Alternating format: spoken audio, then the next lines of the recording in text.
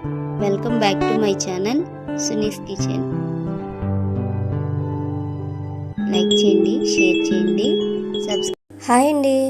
ఇక దసరా వచ్చేసింది మనకి. పూజలు, నవరాత్రులు పూజలు చేసేవాళ్ళు, అలాగే కలశం పెట్టుకొని పూజ చేసేవాళ్ళు చాలామంది ఉంటారు కదండి. మొదటి రోజు మన నైవేద్యం ఏంటి అనేది నేను చూపిస్తాను. సింపుల్గా ఎలా చేసుకోవాలి, త్వరగా అయిపోయి మన నైవేద్యం పెట్టుకొని మనం పూజ చక్కగా చేసుకోవాలి. మొదటి రోజు బాలా త్రిపుర సుందరీదేవి కదండి.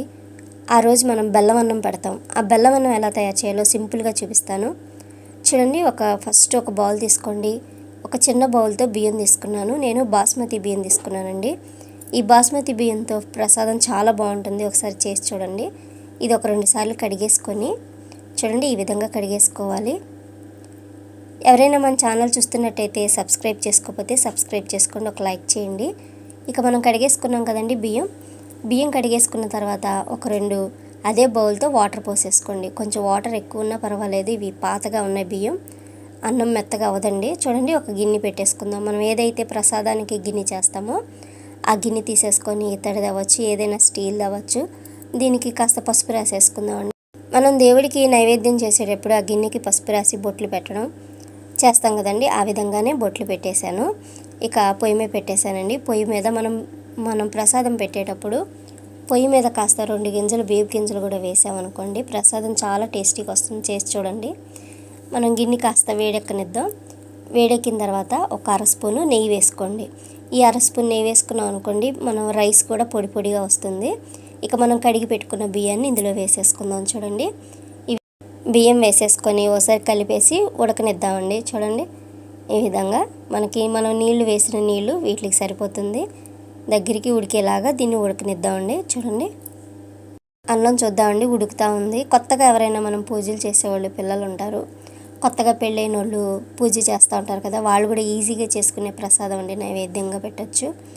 దీనికి మనం ఏ కప్పుతోనైతే మనం బియ్యం తీసుకున్నామో ఆ కప్పు బెల్లం సరిపోతుంది. ఇంకా స్వీట్ తినేవాళ్ళు ఉంటే ఇంకొంచెం ఒక 1/2 కప్పు బెల్లం వేసుకోవచ్చు. కొంచెం వాటర్ వేసుకొని దీంట్లోకి ఒక 2-3 ఇలాచీ వేసేసుకొని దీన్ని మరగనిద్దామండి.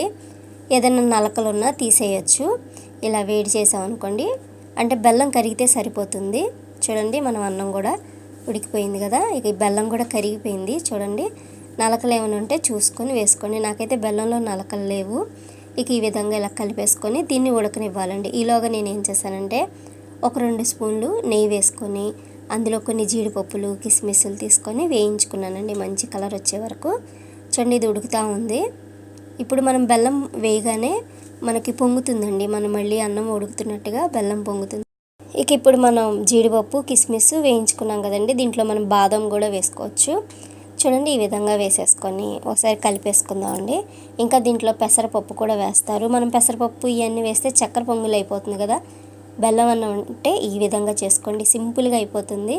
కాస్త దీంట్లోకి పచ్చకర్పూరం అంటారు కదా, చిన్నది ఒక చిటికెడు అంతా తీసి, చిటికెడు కూడా కాదండి, బాగా స్మాల్ కొద్దిగా వేసుకోండి. వేసామంటే వేసాం పుట్టది.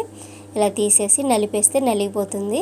అది అందులో వేసేస్తే సరిపోతుందండి. ఈ విధంగా వేసేసి దగ్గరికి అయిపోయేదాకా ఉడికిద్దామండి. బెల్లము, నెయ్యి, ఈ మనం వేసిన పచ్చకర్పూరం ఇవన్నీ చక్కగా ఉడుకుతుంది కదా, గుళ్ళో ప్రసాదం లాగా మంచి స్మెల్ వస్తుందండి.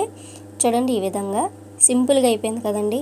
నైవేద్యానికి మనకి హడావిడి లేకుండా మొదటి రోజు బాలా త్రిపుర సుందరీదేవి అమ్మవారికి ఈ నైవేద్యం చేసి పెట్టండి. చూడండి, సింపుల్గా అయిపోయింది. ఇక మనం దగ్గరికి అయిపోయింది కదా, పొయ్యి కట్టేసి ఇక దేవుడికి నైవేద్యంగా మనం ఏదైతే గిన్నె, బౌల్, ఏదైనా వెండి గిన్నె పెడతాం కదా, దాంట్లోకి తీసేసుకొని పైన కొంచెం నెయ్యి వేసేసి కొంచెం చల్లారిన తర్వాత నివేదన చేసేయడం అండి. చాలా సింపుల్గా చేసుకోవచ్చు, టేస్టీగా కూడా ఉంటుంది. చూడండి, ఈ విధంగా మనం ప్రసాదం చేసి అమ్మవారికి పెట్టచ్చు. ట్రై చేయండి, టేస్ట్ చేయండి. Thank you for watching my video.